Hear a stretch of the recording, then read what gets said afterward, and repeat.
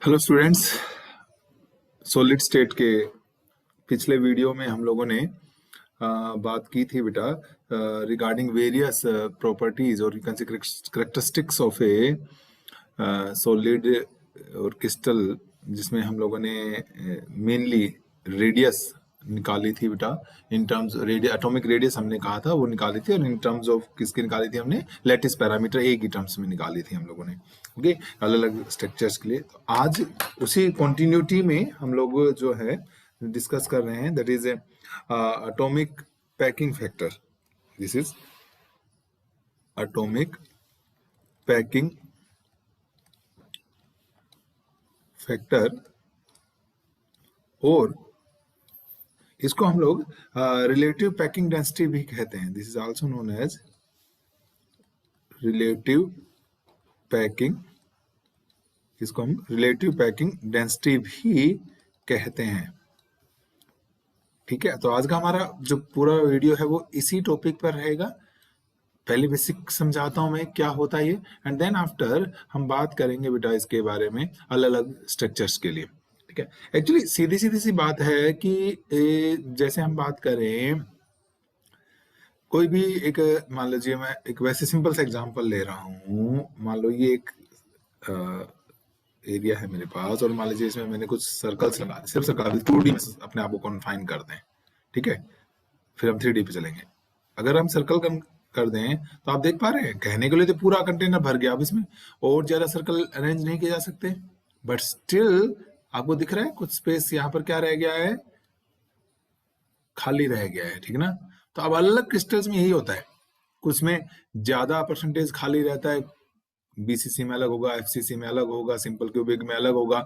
अलग अलग जो क्रिस्टल्स हैं बेटा, उनके अंदर अलग पोर्शन खाली रहता है। तो आज जो ये आर्टिकल है रिलेटिव पैकिंग फैक्टर, हम उसमें यही निकाल रहे हैं बेटा कि पैकिंग डेंसिटी टोटल, मतलब कितना वॉल्यूम एटम्स ने ऑक्यूपाई किया, और डिवाइड कर दूं अगर बेटा मैं किससे, टोटल वॉल्यूम से, तो क्या मेरे पास रिलेटिव पैकिंग डेंसिटी नहीं आ जाएगी? मतलब हम इसको कैसे एफ से डिनोट करेंगे, एंड एफ जो होगा उसको हम कैसे डिफाइन करेंगे बेटा? This is volume occupied, this is volume occupied bye atoms. और एटम्स कौन से लेंगे हम यूनिट सेल में? Effective number. ठीक है, ये वॉल्यूम ऑक्यूपाइड बाय, जैसे इसकी बात करूं तो मैं चारों के चारों इसी के पार्ट हो गए सर्कल, ये तो जस्ट एक एग्जांपल था वैसे ही। ठीक है ना भाई? तो effect by atoms in unit cell divide by total volume of the unit cell. This is total volume of unit cell. Generally हम क्या करते हैं बेटा, हम बात कर रहे थे क्यूबिक की ना, पिछले लेक्चर में भी मैंने बताया था हम डिफरेंट, जैसे सिंपल क्यूबिक हो गया, एफसीसी हो गया, बीसीसी, क्यूबिक। क्यूबिक के अंदर आपको पता है हमने कहा था ए बी और सी तीनों इक्वल होते हैं, हमने उसको ए के बराबर मान लिया था अपनी तरफ से तीनों को। तो अगर मैं बात करूं volume of unit cell, total volume की बात करूं, तो वो तो क्या आ गया आपका वॉल्यूम ऑफ यूनिट सेल? तो बेटा length into breadth into height, तो क्या हो गया? ए क्यूब हो गया कि नहीं हो गया? अब मान लेते हैं हम कि भाई हर एक जो एटम है उसकी आर रेडियस है, तो वॉल्यूम ऑफ वन एटम तो कितना हो गया? Volume of one atom. और एटम जो होते हैं स्फेरिकल लेते हैं बेटा, ये तो मैंने समझाने के लिए कह दिया था कि सर्कल है। ठीक है ना? बाकी 3D में तो एटम्स क्या होते हैं बेटा? Spherical in shape. तो एक एटम का वॉल्यूम कितना हो गया? 4/3 पाई आर क्यूब हो गया कि नहीं हो गया? बताओ, एक एटम का वॉल्यूम। और मान लेते हैं चलिए n is the effective number of atoms in a unit cell. Effective number of unit, sorry गलत हो गया, effective number of atoms in a unit cell. तो जो ये था वॉल्यूम ऑक्यूपाइड बाय एटम्स कितना हो जाएगा? This is volume occupied by atoms unit cell, in unit cell। तो ये n हो गया, और इसको किससे मल्टीप्लाई कर दिया? 4/3 पाई आर क्यूब से मल्टीप्लाई कर दिया। तो F जो हुआ हमारे पास क्या हुआ, volume occupied by the atoms in unit cell, ये हो गया बेटा, this is n into 4/3 pi R cube and divide by क्या आ गया मेरे पास, volume of the unit cell, और volume of the unit cell कितना है, a क्यूब है। तो F जो आ गया वो आ गया 4/3 pi n r cube upon a cube आ गया। दिस इज कॉल्ड बेटे रिलेटिव पैकिंग डेंसिटी, ओके, और एटॉमिक पैकिंग फैक्टर भी कहते हैं इसको। This is general. अभी हम ना इस करने के वाले हैं अपने इस वीडियो में अलग अलग एग्जांपल्स लेंगे कि बीसीसी के लिए क्या वैल्यू होगी, एफसीसी के लिए क्या होगी। तो एक बार फिर देख लें हमने करना क्या बेटा, मैंने बताया कि depending upon the shape of the sorry depending upon the number of effective atoms and their positions, जो फ्री स्पेस होता है यूनिट सेल में और जो ऑक्युपाइड स्पेस होता है वो लैटिस टू लैटिस वेरी करता है, ठीक है। तो आज हम यही देखना चाहते हैं कि what is the relative packing density. तो वो बोला मैंने कि एटम्स कितना यूनिट सेल का पोर्शन एक्वायर करते हैं with respect to unit cell volume. और एटम कौन से लेंगे आप, इफेक्टिव नेट, जैसे वो जब हम करते थे पिछले लेक्चर में, और अभी हम ये अब इसका कंट्रीब्यूशन पूरा थोड़ी इसमें, इसका अगर मान लीजिए 2D की बात करें तो इसका 1/4 ही इसके अंदर कंट्रीब्यूशन आया, बाकी तो सारा खत्म हो गया।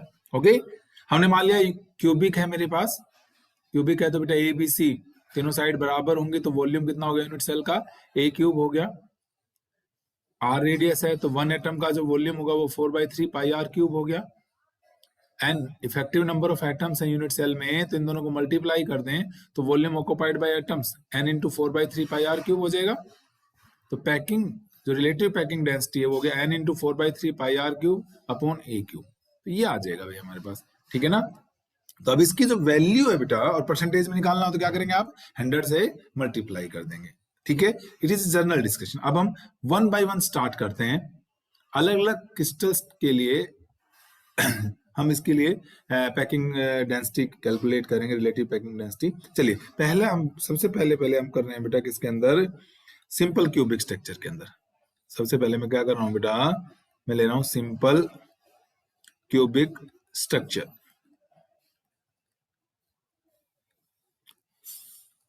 देखो बेटा सिंपल क्यूबिक में हमने बताया था आप लोगों को कि जो एटम्स होते हैं वो सिर्फ और सिर्फ कहां पर होते हैं बेटा, कॉर्नर्स पर होते हैं। सिंपल क्यूबिक में मैंने समझाया था एटम सिर्फ कहां होते हैं, कॉर्नर्स पर होते हैं। तो इफेक्टिव एटम निकालने का एक तरीका बताया था, मैं फिर याद दिला दूं। इफेक्टिव एटम्स निकालने का ये था बेटा, जो कॉर्नर पर होते हैं वो 1/8 कॉन्ट्रीब्यूशन, ठीक है। जो फेस सेंटर्ड पर होता है वो हाफ कंट्रीब्यूशन, और जो इनसाइड होता है बॉडी के वेल इनसाइड वो फुल फ्लैश्ड कंट्रीब्यूशन देता है। ये फार्मूला हमने पहले भी पढ़ा है, अगर ध्यान नहीं है तो आप पिछले वीडियोस में जा सकते हैं बेटा। तो अगर मैं बात करूं अब सिंपल क्यूबिक की, तो मैंने कहा सिंपल क्यूबिक में there are 8 atoms at 8 corners, there is no atom at face centred position, और inside there is no atom, we have only atoms at the corners। so अगर यहां से हम करेंगे तो ये मेरे पास आ गया बेटा, इफेक्टिव नंबर ऑफ एटम्स आ गया मेरे पास NC/8 बचा, वो दोनों 0, और ये 8/8 कितना हो गया बेटा, 1। तो पर यूनिट सेल एक इफेक्टिव एटम आ गया मेरे पास। चलिए ठीक है बेटा, अब बात करते हैं यहाँ पर कि भाई रेडियस, जैसे मान लो हमने ये कहा था बेटा, मैं एक साइड दिखा रहा हूं, ये मान लीजिए क्यूब की एक साइड समझ लीजिए, मतलब एक फेस दिखा रहा हूँ आप लोगों को, 3D में भी आप समझ सकते हैं। ये पूरा कितना होता है बेटा, ए होता है ना, हर एक साइड ए होती है। एटम सिर्फ कॉर्नर पर रखे होते हैं और हमारी एजम्पशन होती है बेटा कि एटम स्फेरिकल है, एक दूसरे को टच करते हैं। जैसे मान लीजिए अब एक एटम ये हो गया, ठीक है, और सॉरी एक atom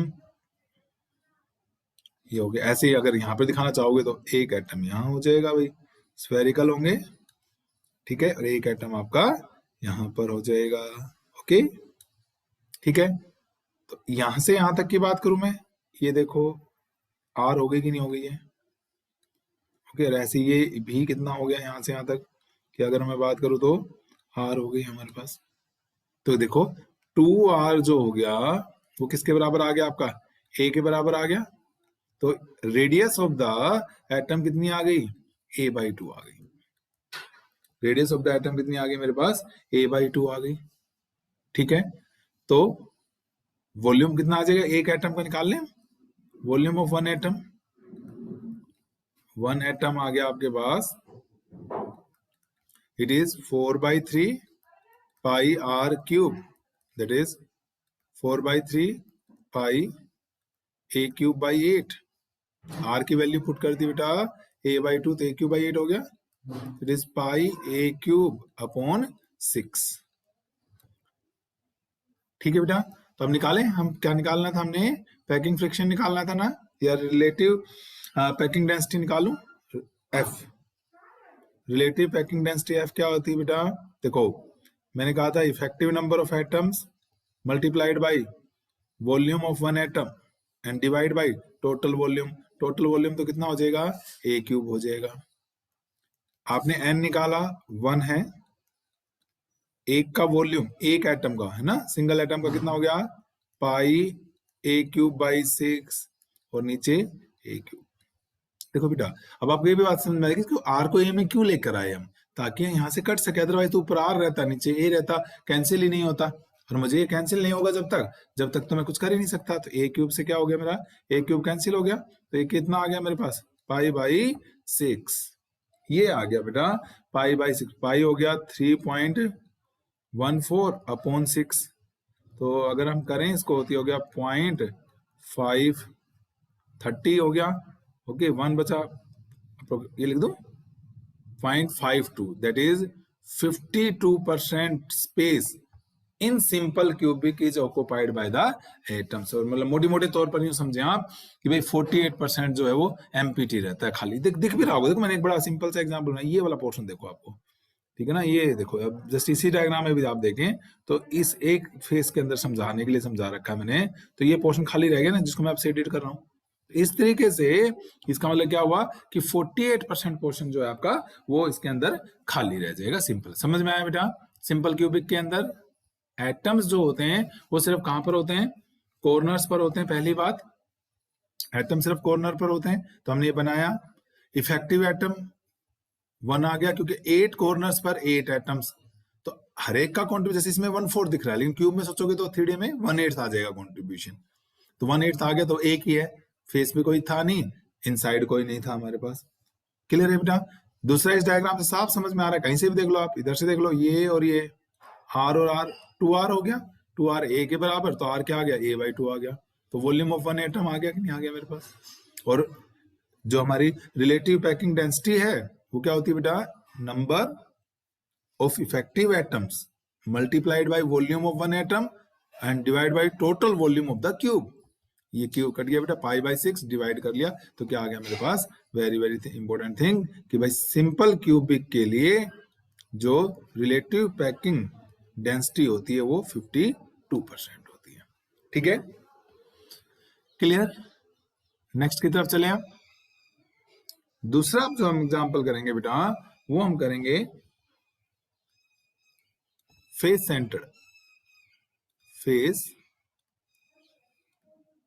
centred cubic structure, FCC की बात करेंगे।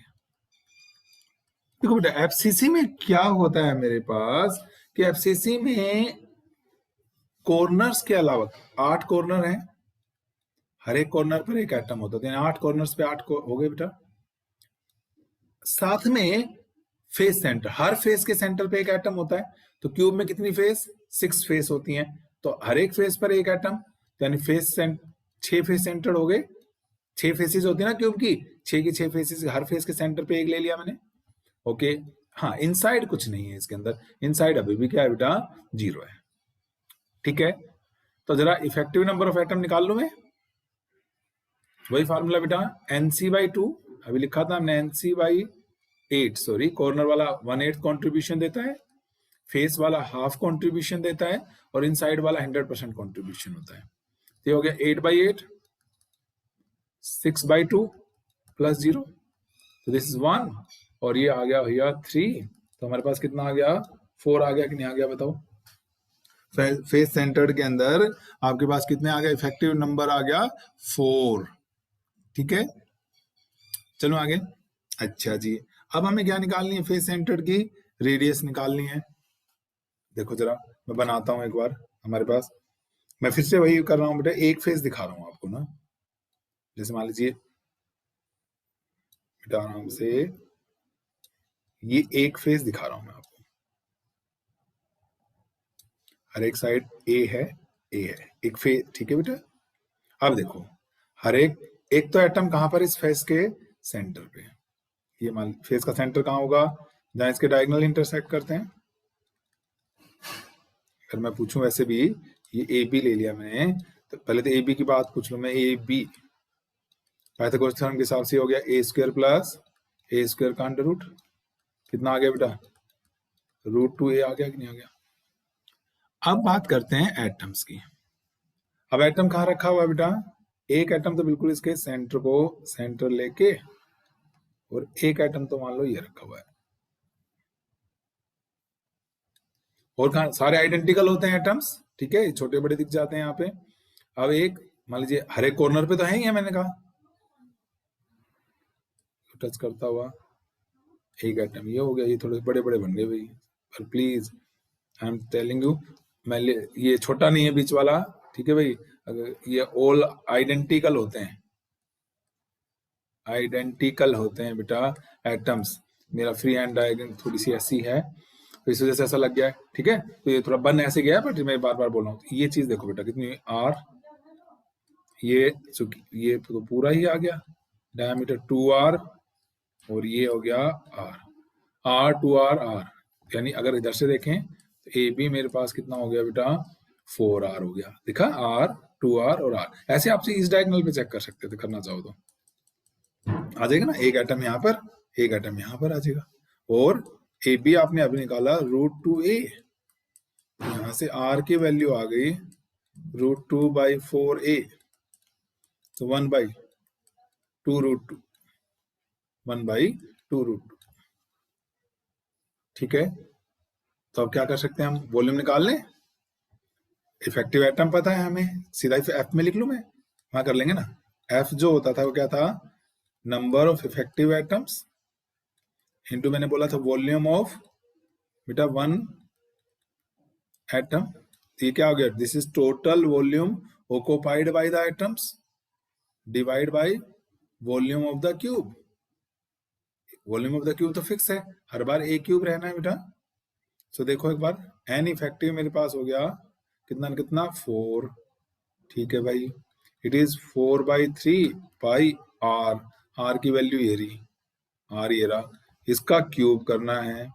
तो ऊपर तो ए क्यूब हो गया और नीचे मैं करूं क्यूब, 2√2 का क्यूब करना है, तो ये 2 का क्यूब तो 8 हो गया, और इसका एक तो 2 हो गया और एक √2 आ गया, ये है ना इसका क्यूब। ठीक है, ये आ जाएगा 8 into 2√2 divide by A cube, A cube से ए क्यूब कट गया।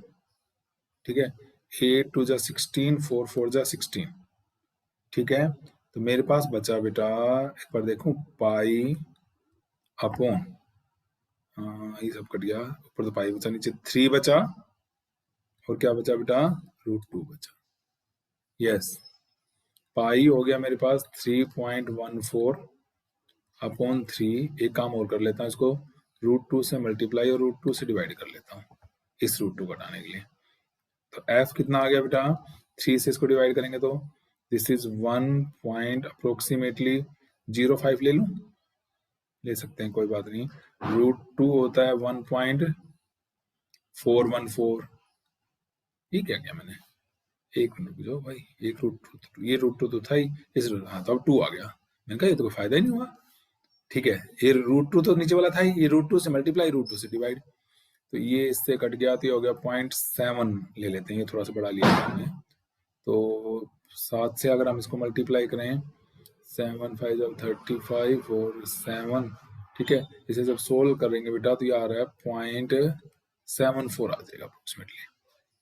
दैट इज क्या आ गया बेटा, परसेंटेज में बात करूं तो मैं 74, यानी कि relative packing density of FCC जो है इट इज 74%, जबकि सिंपल क्यूबिक की अभी थोड़ी देर पहले निकाली थी आपने, it comes out to be 52%। इसका मतलब क्या हुआ, in FCC more space is occupied, 74% is occupied by the atoms, जबकि उसमें 52% ऑक्युपाई हुई थी। इसका मतलब मोर स्पेस, और वो दिख ही रहा है भाई, उसमें तो क्या था, आपके एटम्स बस यहाँ थे, ये सिर्फ ये कहाँ पे थे बेटा, उसमें तो यहाँ आता है, ये बीच में नहीं था ना, ये एक्स्ट्रा आ गया तो ज्यादा स्पेस ऑक्युपाई हो जाएगी, ठीक है कि नहीं। लेकिन फिर भी आपको दिख रही है, ये सारे टच करते आएंगे तो स्पेस यहाँ पर क्या हो जाएगी, खाली रह जाएंगी कि नहीं रह जाएगी।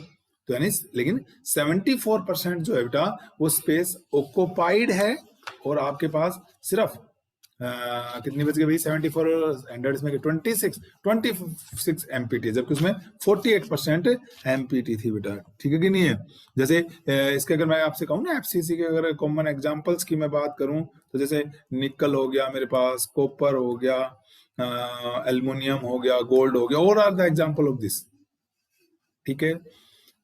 फिर एक बार देख लो बेटा, हमने कहा फेस सेंटर्ड क्यूबिक की हम बात कर रहे थे, ठीक है, और फेस सेंटर्ड क्यूबिक में हमने कहा हर एक कॉर्नर पर, तो 8 कॉर्नर पे 8 एटम, हर एक फेस के सेंटर पर एक एटम, तो 6 फेसेस के 6, और इनसाइड क्या हो गया 0, तो एन इफेक्टिव आ गया NC/8 plus NF/2 plus NI, तो ये क्या आ जाएगा बेटा हमारे पास 1, ये 3 और ये 0, तो कितना आ गया आपका 4 आ गया, इफेक्टिव नंबर ऑफ एटम्स 4 आ गया।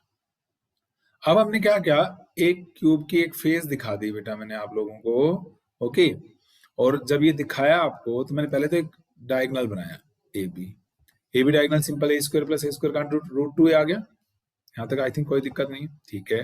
अब जरा देखो, एक एटम सेंटर पे और यूं कॉर्नर्स पर, 4 कॉर्नर्स पे, तो आपको इनसे उठा ले, मान लीजिए मैंने यहाँ से उठाया, तो ये रेडियस थी यहाँ तक, ये रेडियस 1, ये डायमीटर तो 2r, ये फिर रेडियस, तो टोटल कितना हो गया 4r हो गया, और 4r किसके बराबर आ गया, √2a के बराबर आ गया, r कितना आया √2a/4, दैट इज 1/2 √2a आ गया, ठीक है। मतलब दो चीजें चाहिए ना मुझे, एक तो इफेक्टिव नंबर पता होना चाहिए, एक एटम की रेडियस पता होनी चाहिए, फिर तो F क्या है, number of effective atoms into volume of one atom divide by volume of unit cell, तो ये 4 आ गए थे बेटा आपने कैलकुलेट किए, दिस 4/3 पाई r की वैल्यू पुट कर दी हमने, a³ और 2 √2 का क्यूब करेंगे तो 2 का क्यूब 8 और 2 √2 का √2 का ये आ गया, तो ये हो गया ये वैल्यू आ गई, सॉरी, एंड ये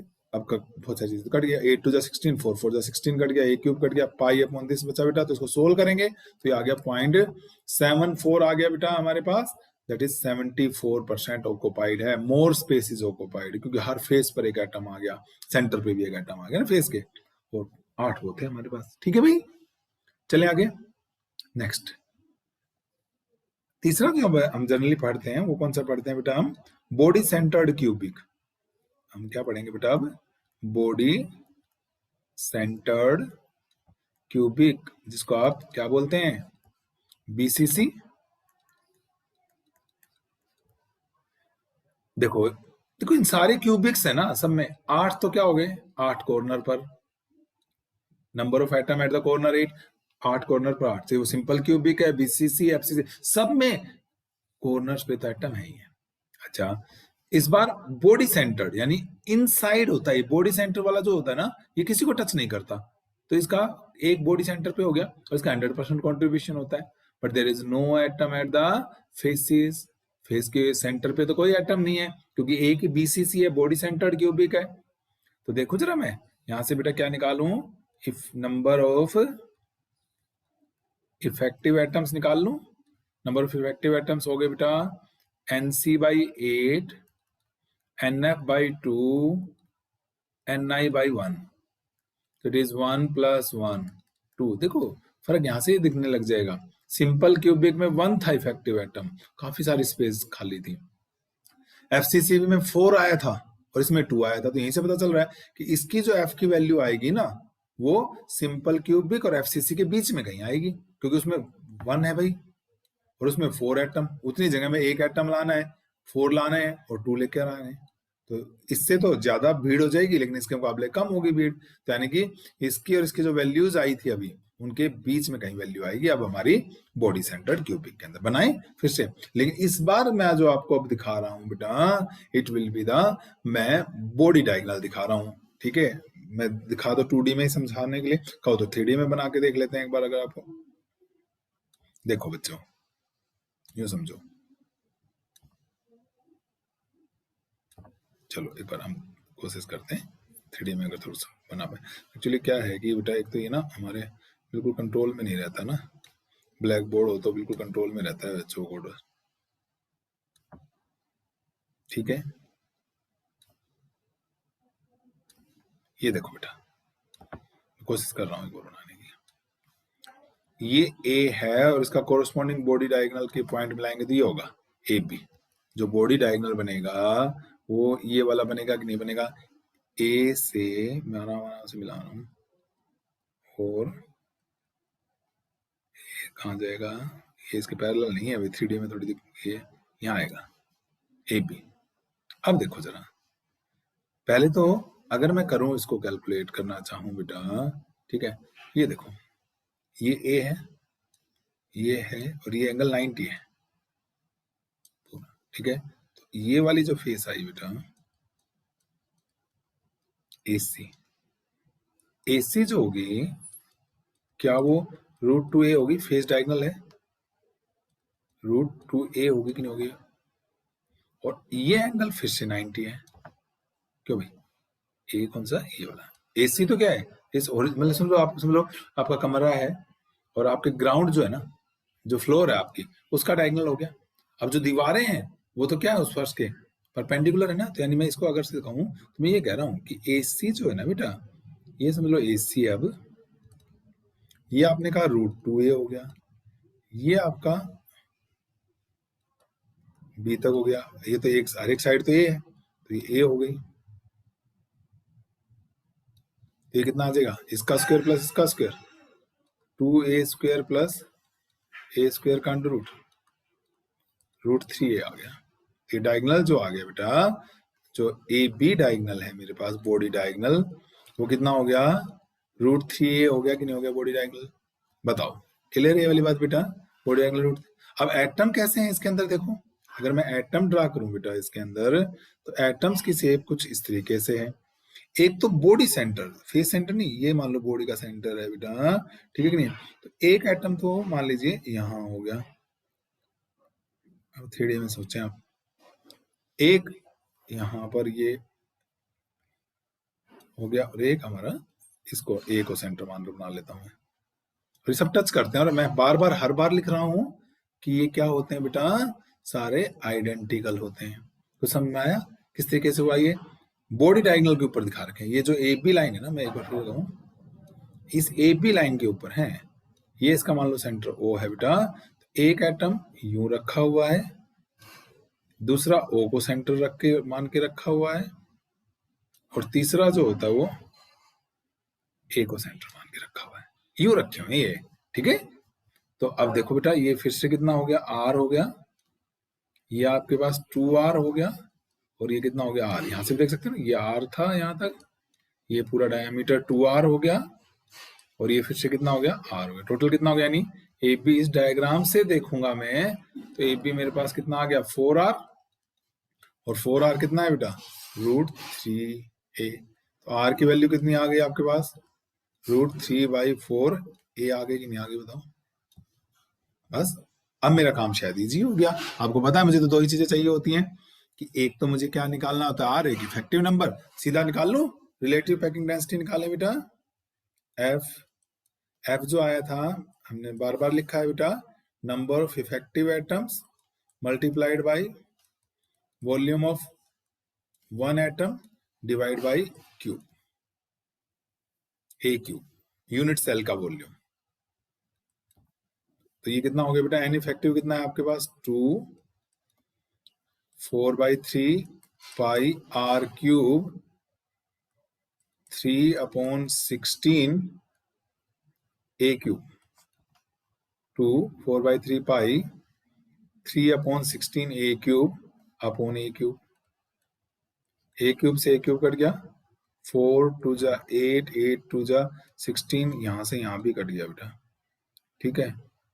तो ये क्या बच गया भाई हमारे पास, अगर हम देखें वो गलत हो गया, हाँ ये गलत हो गया बेटा, ये मैंने एक्चुअली सिर्फ स्क्वायर कर दिया, इसका आर क्यूब करना था, तो एक फैक्टर और रह गया, अब समझ लो √3/4 का एक्चुअली बच्चा नहीं, हाँ ठीक है ना, √3 का क्यूब करेंगे ना हम, क्यूब करेंगे तो कितना आएगा ऊपर, 3 √3 आ जाएगा ना, और नीचे 4 मतलब 16 × 4, जानबूझ कैसे लिख रहा हूँ, तो मैंने सिर्फ 3/16 लिख दिया था, तो √3/4 और बच गया ना बेटा, ये लिखना बुक मैं सिर्फ स्क्वायर कर दिया यहाँ पे, ओके। तो ये आ गया बच्चा, एफ आ गया भाई हमारे पास, क्या बचा ऊपर, √3 बचा एक, तो ये रहा एक पाई बचा, और नीचे से 4 और 2 जा 8 आ गया भाई। अगर मैं इसको सोल्व करूं, √3 हो गया 1.732 और पाई हो गया 3.14/8, ठीक है। तो अगर जब आप इसको सोल्व करोगे, ठीक है ना, अप्रोक्सीमेटली कट कर लेते हैं सीधा ही, 0.2 16 1 बचा 13 1 5 52 8 6 जा 8 7 जा अप्रोक्सीमेटली लगा लो, और 3 2 जा 6, और जब इसको एग्जैक्टली सोल्व करोगे बेटा तो आएगा 0.68, दैट इज कितना आ गया, 68% आ गया बेटा। तो packing friction relative packing density for BCC comes out to be 68%। देख लो बेटा, मैंने कहा था ना आपको कि इन दोनों के, क्योंकि इसमें इफेक्टिव नंबर 1 था, तो इफेक्टिव नंबर 1 था तो इसमें कितनी आई, 52% ही आई। इसके अंदर इफेक्टिव नंबर 4 था तो ये कितनी आ गई थी बेटा, 74% आ गई थी, और इसमें चूंकि 2 था तो इनके बीच में आएगी ना 68%, मतलब जो BCC है वो उसमें 68% portion is occupied by the atoms and 32% empty रह जाता है। This the meaning of this, ठीक है। BCC मतलब फिर एक बार देख लो बेटा, हरे 8 कॉर्नर पर 8, एक जो बॉडी सेंटर्ड है ना, ये जो बॉडी का सेंटर, ये किसी को टच नहीं करेगा बाहर वाले किसी को, ये तो दिख रहा है ऐसे रहा है, 2D है इसलिए ऐसा दिख रहा है बेटा, ओके। और कोई भी फेस पे एटम नहीं है, तो इफेक्टिव एटम मैंने कैलकुलेट करना चाहा, तो इफेक्टिव एटम आ गया मेरे पास 8/8 1, ये कोई है ही नहीं फेस पर, और ये तो 2 हो गया बेटा यहाँ तक, ओके। अब मेन काम होता है कि रेडियस को लैटिस पैरामीटर की टर्म्स में सोचना, तो देख लो सकते हो आप, यहाँ से मैंने क्या बना रखा है, ये बॉडी डायगोनल बताया मैंने आपको कि अगर बॉडी डायगोनल कैलकुलेट करोगे तो वो कितना आएगा, √3a आएगा, आता है ये सभी को, एक बार फेस डायगोनल निकाल लें और फिर ये 90, 2 बार पाइथागोरस थ्योरम लगा लें, ये मैंने करके दिखाया था आपको, √3 आ गया। अब यहाँ पर एटम कैसे हैं, एक तो इसके सेंटर को पे एटम है, और 2 एक है बी को और एक ए को, सेंटर मान के एटम सोच लीजिए, स्फीयर सोच लीजिए, तो ये टोटल ए बी 4r हो गया, मैंने 2 तरीके से दिखा रखा है। तो भाई ये 4r जो हो गया वो किसके बराबर हो गया आपका, √3a हो गया, तो r की जो वैल्यू आ गई वो आ गई √3/4a। अब इसका बाद में क्यूब करेंगे ना, क्यूब करेंगे तो ये आ जाएगा, तो f जो होता है वो हो गया effective number into 4/3 πr³ upon volume of the unit cube. बेटा r की वैल्यू पुट कर दी मैंने, इसका क्यूब कर दिया, कुछ टर्म्स कटती थी काट दी, तो ये मेरे पास आ गया 0.68, दैट इज 68% जो है space is occupied by the atoms, 68%, और इसका मतलब कितना परसेंट खाली रह गया हमारे पास, 32% खाली रह गया। क्लियर हो गया ना भाई बॉडी सेंटर क्यूबिक का भी। चलिए नाउ एक छोटा सा टॉपिक और करते हैं, बस फिर आज की वीडियो हम पोज करेंगे। It is density of the cubic crystal, it is density of A cubic crystal, density of the cubic crystal. देखो मान लो बेटा मेरे पास जो सब्सटेंस है, ठीक है कि नहीं है, जो भी क्रिस्टल है, मान लीजिए लेट m जो है, m is the molecular mass, m is the molecular mass of the crystal. Sodium का है तो आपको पता है, आयरन का है तो आपको पता है, सबके पता होते हैं आपको, ऐसी बात थोड़ी है, ओके। और मोलिकुलर मास का मतलब 1 मोल का मास हो गया, और 1 मोल में आपको पता है n नंबर ऑफ एटम्स या मॉलिक्यूल्स होते हैं। एन क्या, एन के साथ ए लगा लूं, ध्यान देगा कौन सा नंबर ये एवोगाड्रोस नंबर नहीं होता है जिसको आप क्या बोलते हो 6.023 इंटू 10 की पावर 23 एटम्स अगर मोनोटोमिक वाली चीजें हैं तो, या मॉलिक्यूल्स पर मोल। ये ओब्लिक नहीं है, ये और है, ठीक है, ये और है। अच्छा जी, तो अगर मैं मोलिकुलर मास को एवोगाड्रोस नंबर से डिवाइड कर दूं तो क्या मेरे पास मास ऑफ वन एटम नहीं आ जाएगा? Mass of one atom small M मान लेते हैं हम इसको, तो क्या हो गया, मोलिकुलर मास को किससे डिवाइड कर देंगे हम, एवोगाड्रोस नंबर से डिवाइड कर दो। मोलिकुलर मास को एवोगाड्रोस नंबर से डिवाइड कर दो तो क्या आ जाएगा, मास ऑफ वन एटम आ जाएगा कि नहीं आ जाएगा? ठीक है। और अभी हमने कहा मान लो n is the effective number of, n is effective number of atoms, molecule हो तो मोलिक्यूल, ठीक है, पर यूनिट सेल मान लें हम, एक यूनिट सेल में हमने मान लिया n effective number of atoms है। ओके, तो हमारे पास मास कितना हो गया, इन दोनों को मल्टीप्लाई कर दें तो डेंसिटी अगर निकालनी, सीधा लिख रहा हूं मैं, देखो बेटा अब मुझे सोचना है डेंसिटी ऑफ, ठीक है, यूनिट सेल की बात करनी, density of unit cell of the crystal, कोई भी हो सकता है ये क्रिस्टल, ठीक है। डेंसिटी तो ये क्या होता है आपके पास, you all know it is, हमेशा क्या लिखते हो आप, मास अपॉन क्या होता है बेटे, वॉल्यूम, मास, एक का एटम का मास m, कितने एटम्स हैं मल्टीप्लाई कर दो तो ये टोटल मास हो गया। और वॉल्यूम तो एज यूजुअल हम क्या लेते रहे हैं बेटा, ए क्यूब, क्योंकि हम क्यूबिक की डिस्कस कर रहे हैं ना, ऊपर भी लिखा मैंने कौन सा क्रिस्टल की बात कर रहे हैं हम, क्यूबिक क्रिस्टल की बात कर रहे हैं। तो डेंसिटी मेरे पास जो आएगी वो क्या आ जाएगी बेटा, एन एम, ठीक है, ये एन और ये एन फर्क है, ये एवोगाड्रोस नंबर है और ये मेरा इफेक्टिव नंबर ऑफ एटम जो अलग अलग में अलग होता है, आपने निकाला था, ये molecular mass upon Avogadro's number into A cube, ये वैल्यू पुट कर दी बेटा, तो ये मेरे पास क्या आ गई, density of the cubic crystal आ गई है। ठीक है, तो ये कुछ करेक्टरिस्टिक्स थी बेटा जो हमने इन वीडियोस में डिस्कस किए हैं। हम अपने अगले वीडियो में कुछ स्ट्रक्चर्स की बात करेंगे, क्रिस्टल के स्ट्रक्चर्स की बातें करेंगे, तो लेकिन उससे पहले इस वीडियो को समझ लें आप अच्छे से। Thank you.